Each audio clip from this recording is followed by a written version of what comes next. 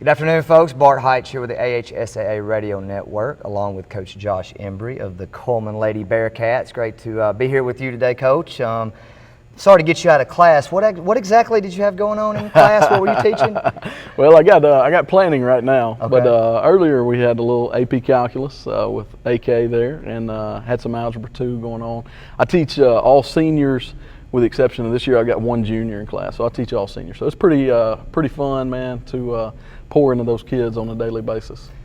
Well, it's actually extremely important. My wife actually calculus, trig, all that stuff that I really don't understand. Right. A lot of ACT prep. That's How right. important is it, especially like for your players, for you as the coach to also have that knowledge of, hey, 2 points here, 2 points there on an ACT, and be able to teach them that in the classroom as well as the stuff you're teaching on the court? I think it's huge. I think one of the things that helps our players be able to do all the things that we ask them to do, offensively, defensively, even from a time management standpoint, is that man, we've got a lot of really smart girls.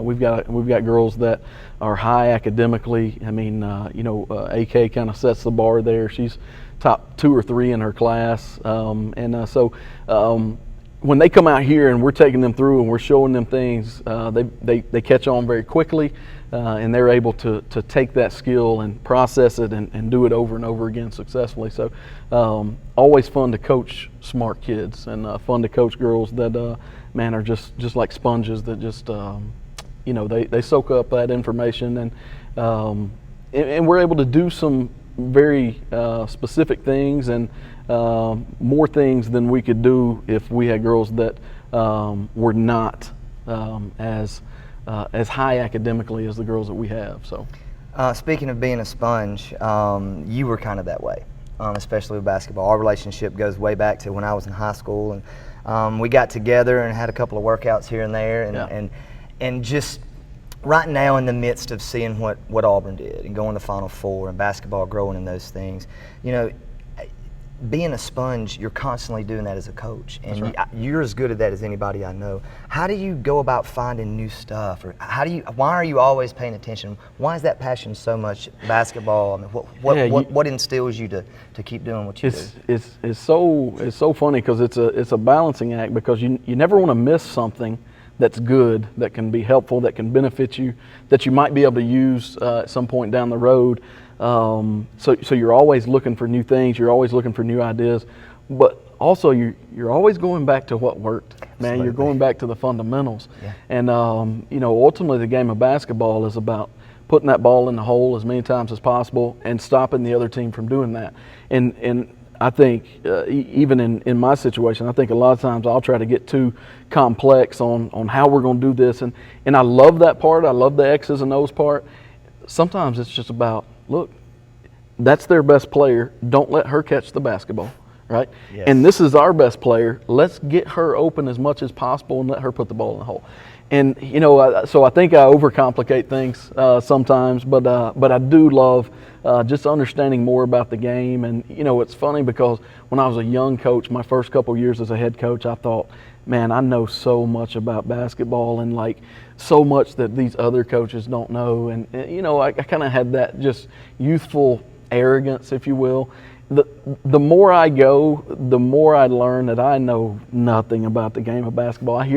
I sat in and talked with Coach Acuff over at Lipscomb a couple weeks ago, Coach Kevin Carroll. He was one of my college teammates, and we talked basketball, and I'm listening to these guys talk, and I'm like, man, like they've got a PhD in basketball, and I'm still like in 2nd or 3rd grade here. You know what I'm saying? So it's fun though to understand more about the game, to understand concepts about offense and defense, and how to stop people, and how to combat this particular zone, and all those things. I really just love the game. I love learning about it, and helping my players understand what a privilege it is to be able to play it. So 9 years in Georgia, had a lot of success, and then you get to come back home, and you had to come back home to Cullman, and you walk in the gym and you see just the bios of the girls are out in like the lobby, to where, their favorite food, what's their favorite crow, what's their favorite, and knowing Bobby as well, and we back talked to him at some point, but why is faith so important in Cullman basketball? Well, it's important because without it, I wouldn't be here. And that, you know, I got to catch up with you a couple weeks back, man, and we haven't talked in years. And within 10 minutes, you and I had reconnected because of what God had done in both of our lives along the way to bring us back together. So for me, it was a total God thing. I had no desire. My wife had no desire to come back to Cullman.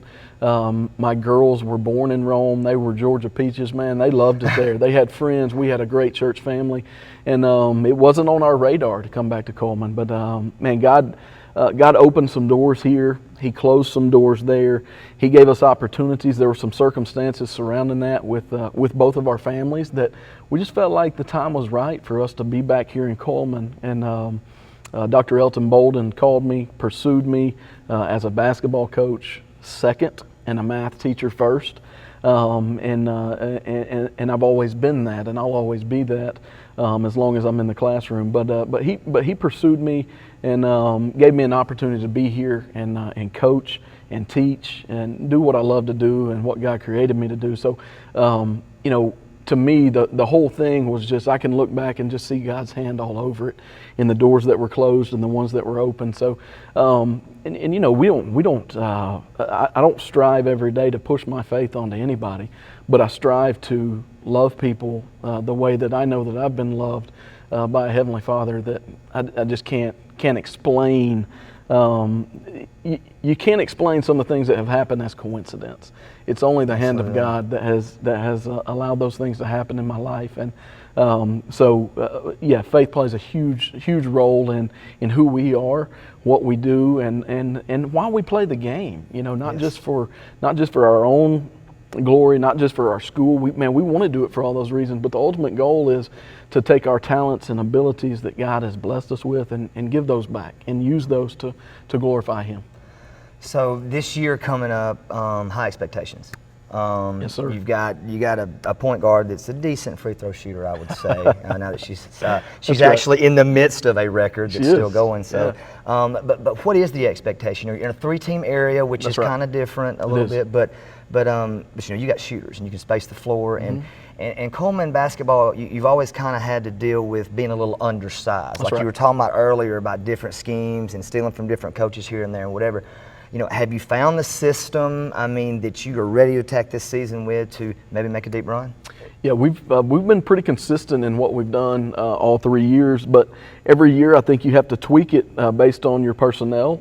You know, when I first took this job, we had 14 girls on the varsity, man. So we were running 5 in, 5 out every couple minutes, a lot like Bobby did for a while. We still rely on our full court press a lot, but with 8 girls on the varsity, you can't just go 94 for 32, you know. And so we've had to adjust some of those things. We still want to be able to do that. I think that's kind of our identity, is that we're gonna guard you and we're gonna pressure you and we're gonna force you to make mistakes. And then offensively, man, we want to push the ball up and down the floor and try to get quick shots, good looks, and things like that. But you have to tweak those things every year, and this year was no different, especially this summer. We were without one of our starting guards for much of the summer, and without one of our post players for much of the summer. So we had to change some things that we did, and I have been throughout my career probably 95% man-to-man, whether it be run and jump man-to-man or just straight up man or whatever the case may be. But we looked at a lot of zone stuff. And I've got to give a shout out to my 2 assistant coaches, Mary Lauren Hartline and Nina Mills. Man, they just come with a wealth of knowledge of things that they've done in the past that they've been successful with. And so good to be able to sit down with them and run ideas by them. But you know, they've really helped me be more open to running a zone and executing a zone and being good at it. And I like playing zone. I always really liked playing zone a lot. Oh, I yeah. had to play and guard I my knew guy. you did. Well,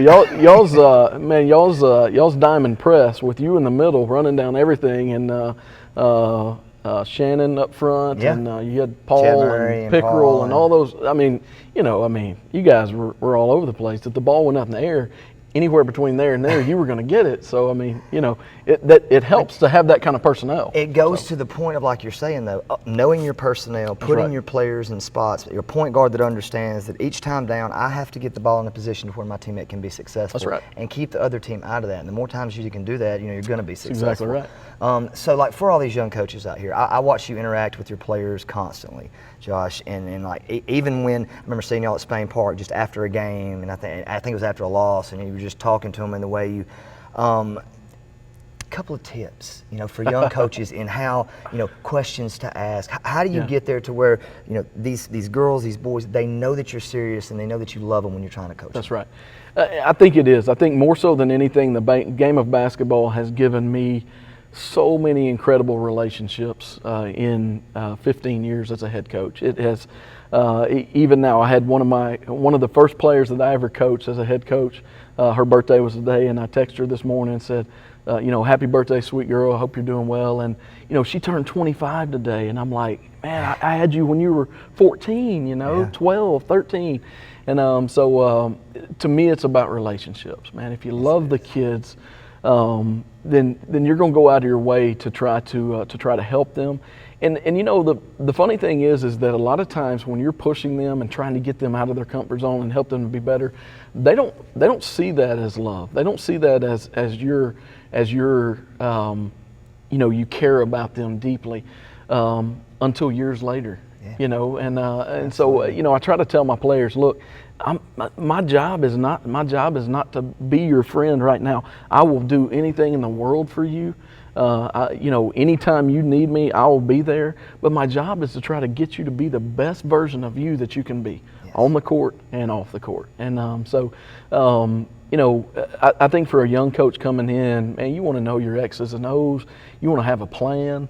But the big thing is you got to love young people, and you got to want what's best for them. And you got to sacrifice some of the things that hopes and dreams even that you desire to help them accomplish their hopes and dreams. So. We're going to be coming back preseason as you guys get started, or you gals get started, excuse me. And we really look forward to it, coming back and embracing Cullman, and the athletic programs here are just so wonderful. And we'd like to thank Rock and Roll Sushi for sponsoring and partnering with us for this interview with Josh. Thanks, man. Awesome. Always Thank you, good to bud. see you. Appreciate you.